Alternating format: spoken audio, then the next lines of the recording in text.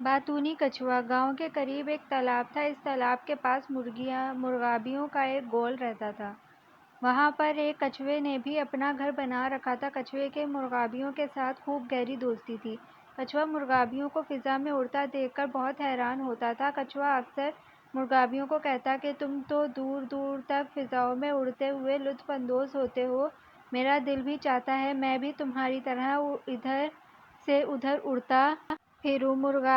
لیکن مرغابیاں اسے سمجھاتی کہ دیکھو تمہیں اللہ نے زمین پہ رینگنے کے لیے بنایا ہے، تم ہوا میں نہیں اڑ سکتے۔ وقت گزرنے کے ساتھ ساتھ کچھوے کی ہواؤں میں اڑنے کی خواہش زیادہ ہوتی جا رہی تھی۔ اب وہ اکثر اوقات مرغابیوں سے کہتا کہ کسی طرح مجھے بھی اڑنا سکھا دو۔ مرغابیاں کچھوے کی روز بروز کی تکرار سے تنگ آ چکی تھیں۔ انہوں نے دیکھا کہ کچھوا کسی طرح بھی اپنی ضد سے ہٹنے کو تیار نہیں، تو انہوں نے فیصلہ کیا کہ ہمیں مل کر کچھوے کی فرمائش کا حل سوچنا چاہیے۔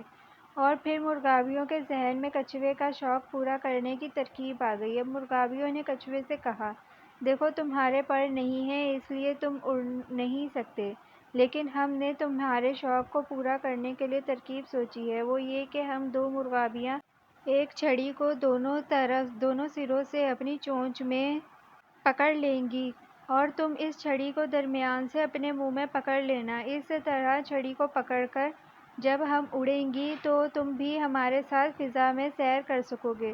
کچھوے کو ہر وقت بولتے رہنے کی عادت تھی۔ مرغابی نے کچھوے سے کہا، فضا کی بلندیوں میں پہنچ کر تم اپنا منہ بالکل نہ کھولنا ورنہ نیچے گر کر مر جاؤ گے۔ کچھوے نے مرغابیوں سے وعدہ کیا کہ وہ اس ہدایت پر ضرور عمل کرے گا۔ مرغابیوں نے چھڑی کو اپنی چونچ میں پکڑا اور کچھوے کو لے کر فضا میں بلند ہو گئیں۔ کچھوا ہواؤں میں سیر کرتے ہوئے خوش ہو رہا تھا۔ اس طرح اڑتے اڑتے مرغابیوں نے گاؤں کے اوپر سے ایک چکر لگایا۔ گاؤں کے لوگ مرغابیوں کے ساتھ کچھوے کو اڑتا دیکھ کر بہت حیران ہوئے۔ گاؤں کے لوگوں کو اپنی طرف متوجہ دیکھ کر کچھوا بہت خوش ہوا۔ اس نے سوچا کہ گاؤں کے لوگوں کو بتانا چاہیے کہ دیکھو میں نہ صرف زمین پہ رینگ سکتا ہوں بلکہ ہوا میں بھی اڑ سکتا ہوں۔